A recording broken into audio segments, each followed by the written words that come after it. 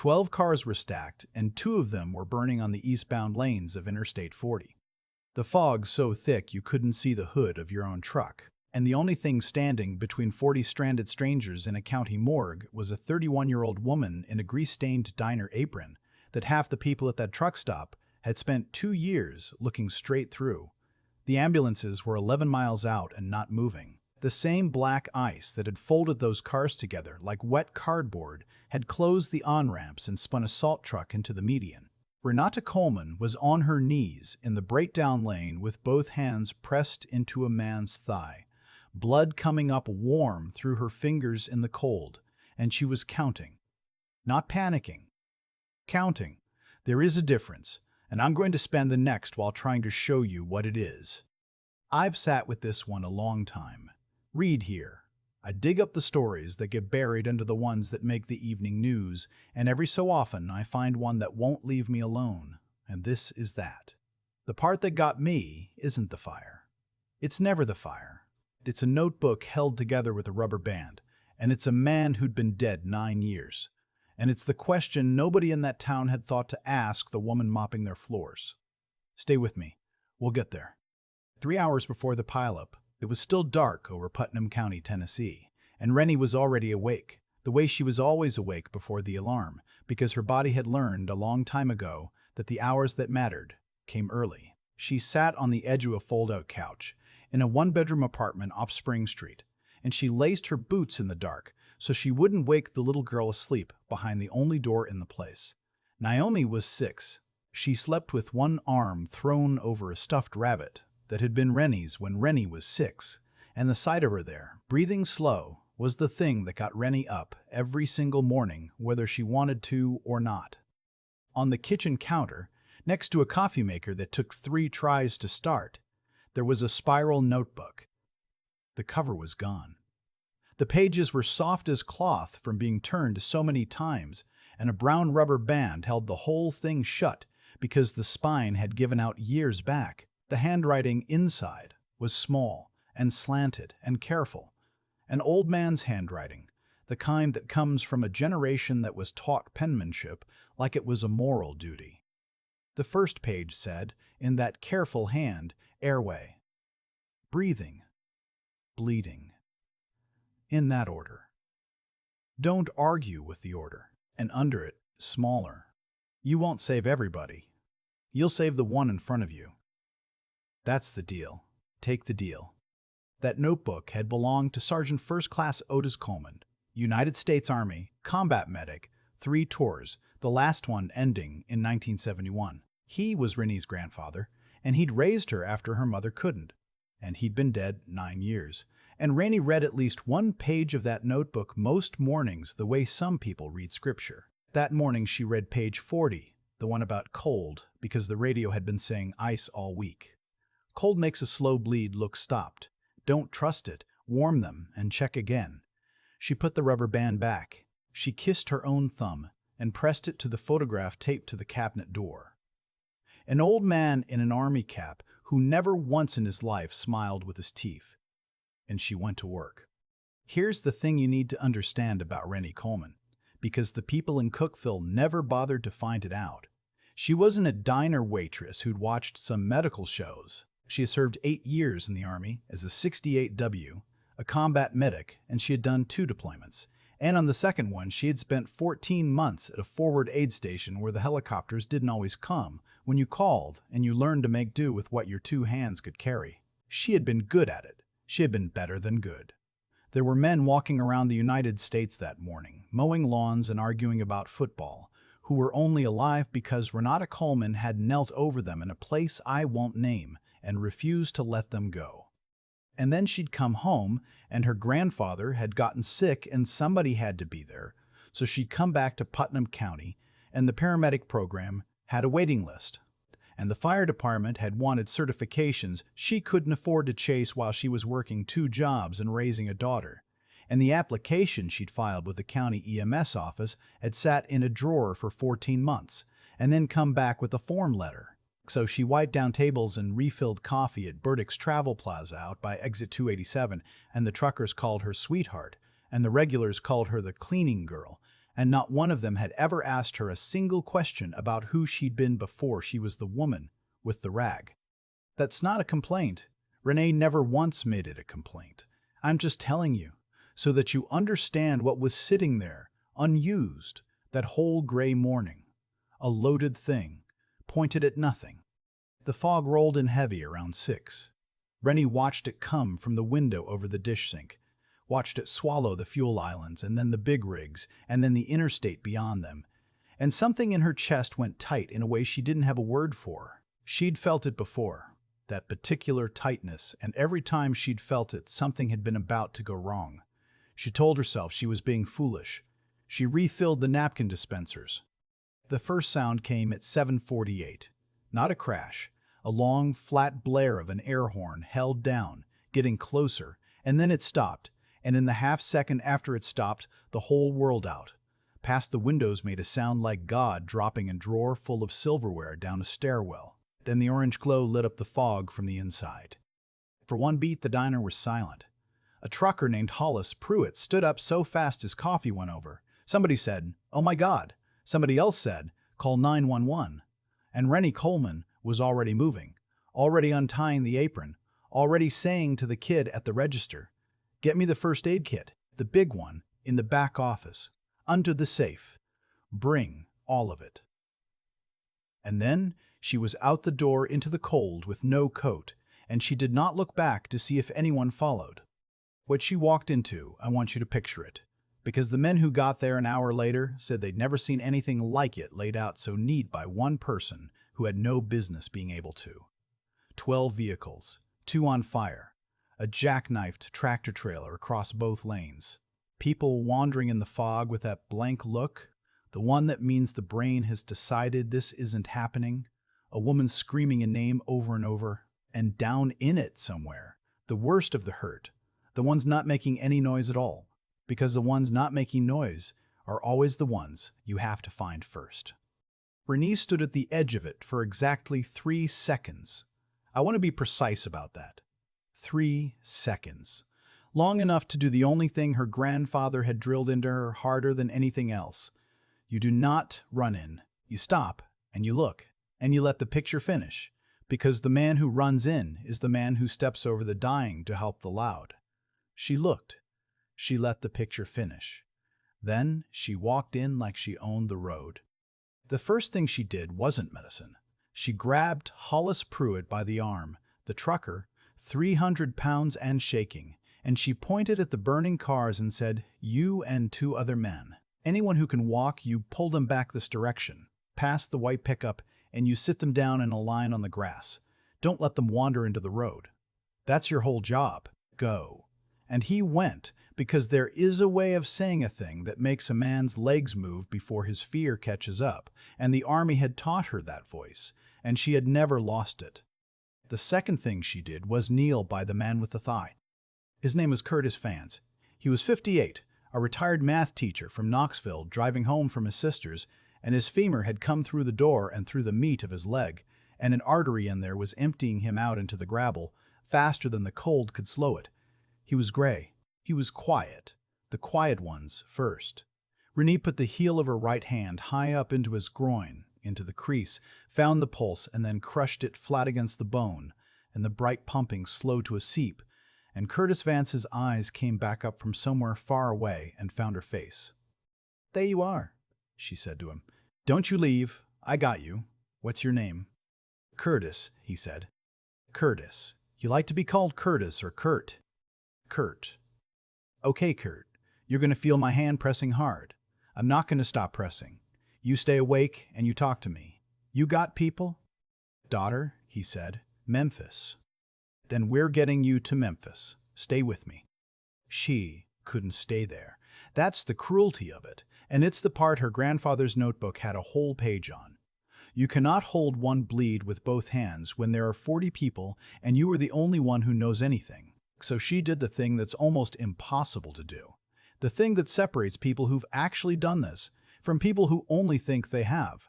She looked up and found a woman standing frozen 10 feet away, a passenger maybe 40, clutching her own coat closed. "Ma'am, Have you ever pushed on something hard for a long time? Yes? Then you can do this. Come here. Put your hands exactly where mine are. Exactly. Don't move them an inch. If the blood comes up bright again, you press harder and you yell for me. His name's Kurt. Talk to him while you do it. Tell him about anything. Tell him about your dog.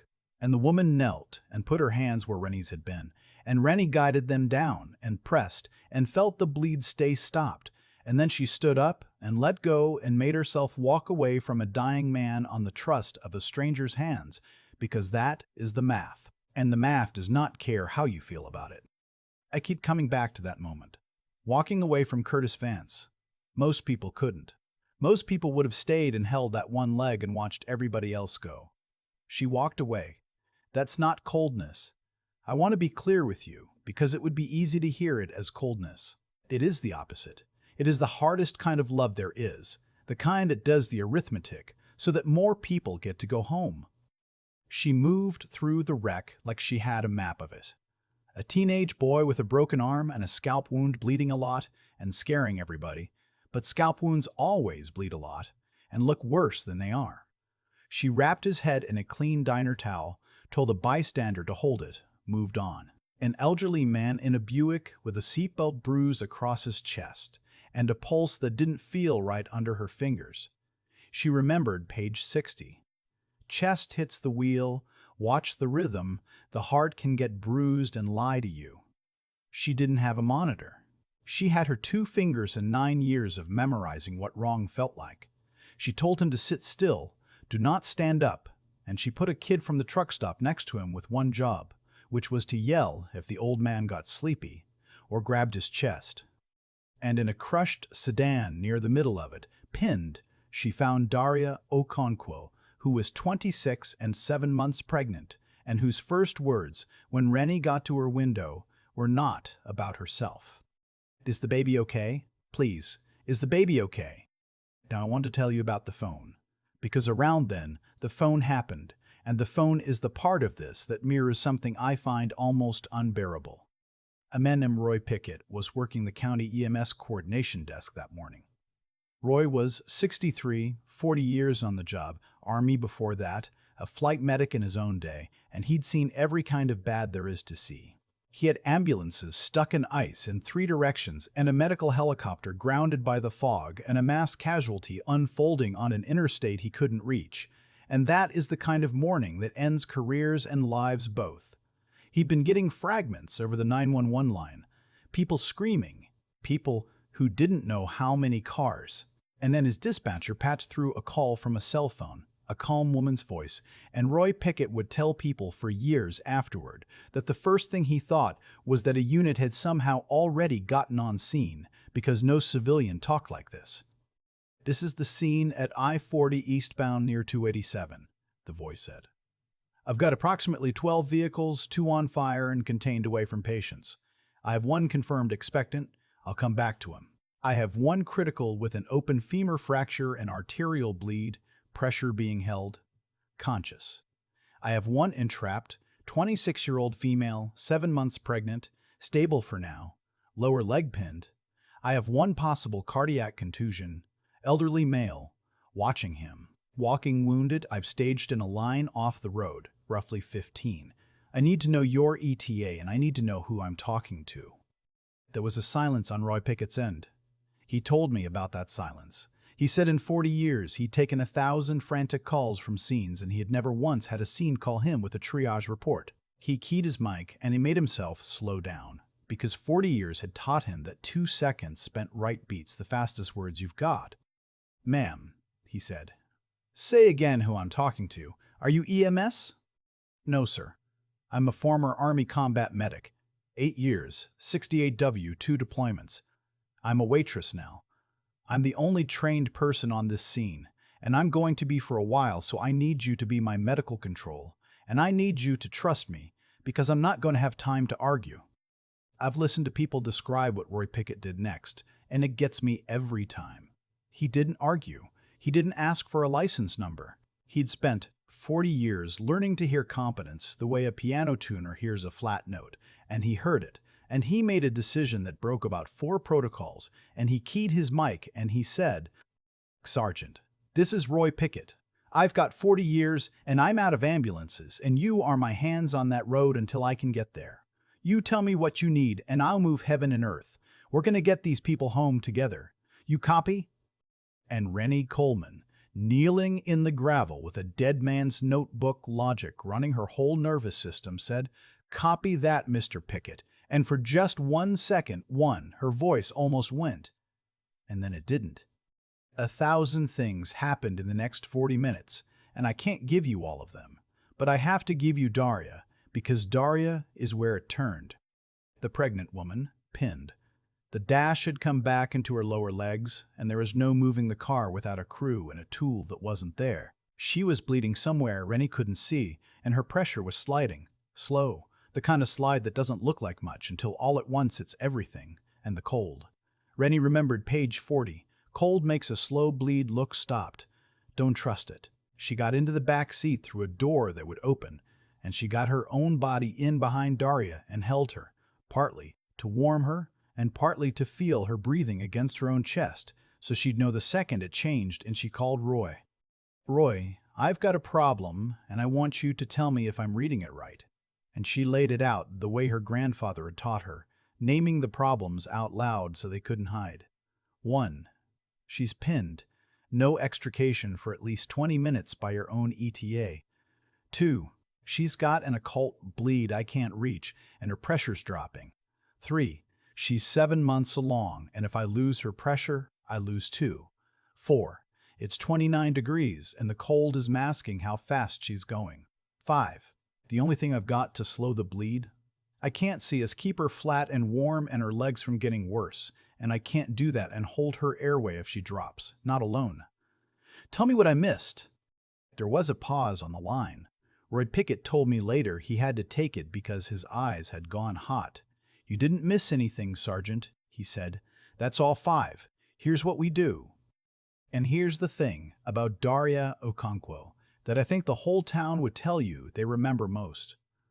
While Rennie held her and worked, Daria, fading, kept reaching back and patting Rennie's arm, comforting her. The dying woman, comforting the medic. She said in a Nigerian accent gone soft with cold, "You are tired. I can hear you are tired. God sent the right one. It is okay. God sent the right one." And Rennie, who hadn't cried at a scene since her first deployment, felt the tears come and let them, because there wasn't time to wipe them, and they didn't slow her hands. You want to know the thing nobody saw? The thing I almost didn't put in here because it feels too private? Rennie was praying the whole time. Not out loud. Her grandmother had been a churchwoman, and the words ran under everything. The 23rd Psalm, the part about the valley, looping in the back of her mind while the front of her mind did femur fractures and capillary refill. The two things weren't separate in her. They never had been. She'd tell you the steady hands and the prayer were the same hand. Somewhere in the line of walking wounded, a man named Greg Halsey was sweating through December morning and acting confused, and another bystander thought he was going into shock and was about to lay him flat. Rennie caught it out of the corner of her eye. The sweat and the cold, the confusion, and she yelled across without leaving Daria, "Does that man have a medical bracelet? Check his wrist." "Diabetic?" someone yelled back. "Yes, diabetic. He's not in shock. He's low. Don't lay him down. Get sugar in him. The diner has orange juice in the cooler. Anybody. Run." And a teenager ran. And 4 minutes later, Greg Halsey's hands stopped shaking and his eyes came back. And the difference between a man who needed a juice and a man somebody was about to mistreat had been one glance from a woman who hadn't even turned her head all the way around. That's what 8 years buys you. That's the thing the county had let sit in a drawer for 14 months. The first siren came at 8:34. A single county unit that had finally clawed its way down a back road. 2 medics, young, and they came up over the embankment into the fog, ready for chaos. And they found, instead, a triage line. Patients sorted. The critical ones marked with strips of cloth torn from a diner apron and tied where a paramedic would see them. The femur guy stable. The cardiac guy watched. A pregnant woman being kept alive in the back of a wrecked sedan.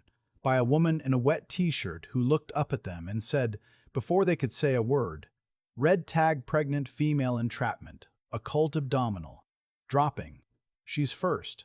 You fly her the second. The bird can lift. Open femur over there is your second. I've got reports on all of them. I'll walk you down the line." "Who's your medical control, is it Pickett?" "Tell him his sergeant says thank you." One of those young medics, a kid named Tyler, told a reporter later that he'd come over that embankment expecting to take charge of a disaster, and instead he'd walked up on the most organized scene he'd ever stood on, run by somebody with no badge and no kit and no coat. And he said the thing he'd never forget was that when he tried to take over, she didn't fight him for it. She handed it off clean, every patient, every detail, and then she stepped back and she became, again, just a tired woman by the side of the road. Like she was used to handing things over to people with the right paperwork and stepping back. Daria Okonkwo flew out at 8,051 when the fog lifted enough for the helicopter. She lived. So did the baby, a girl, born healthy 8 weeks later. Curtis Vance kept his leg and made it to Memphis and his daughter. The elderly man's bruised heart settled into its right rhythm by the time he reached the hospital. Of the 40 people on that road that morning, every single one who was alive when Renata Coleman walked out of that diner was alive when the last ambulance left. 40 out of 40, on a scene that should have been a body count. And then it was just over. The way these things are. The crews took the patients, and the troopers took the road, and somebody handed Rennie a blanket, and she stood there with it around her shoulders, and her hands finally started to shake, now that there was nothing left for them to do. And she remembered that her shift had started at 6, and that Naomi got out of kindergarten at 3, and she needed to be there. So she went home. She didn't talk to a reporter.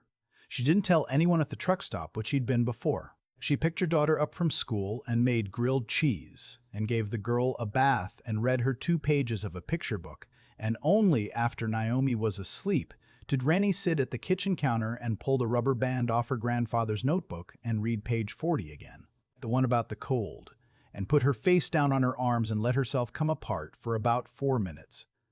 Then she put the band back on. Then she went to bed because she had the morning shift. She thought that was the end of it. It wasn't, because Roy Pickett would not let it be. Roy Pickett spent the next 2 weeks doing something nobody asked him to do. He pulled the recordings. He tracked down who that voice had been. He drove out to Burdick's Travel Plaza on a Tuesday and ordered coffee and watched a woman in an apron refill it for a trucker who didn't look up from his phone. And Roy Pickett, 63 years old, 40 years on the job, had to go sit in his truck for a minute before he could come back in and introduce himself.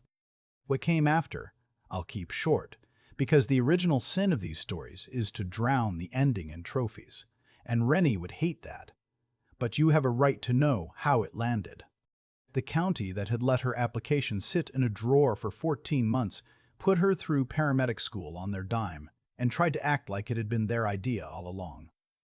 She let them. She learned a long time ago to take the deal that gets you where you're going and skip the part where you make them admit it.